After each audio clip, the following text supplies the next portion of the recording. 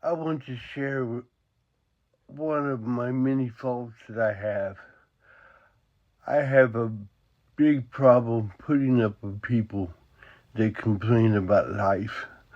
In my body, I bear cerebral palsy, and I have had to have a determination in my life to get me through things where you people take for granted. For example, I cannot pick up a cup and drink it like you all.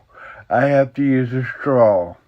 So my fault is when I hear people complaining about trivial things, I don't have any patience for them. So this is my fault, and I need to work on it. God bless you.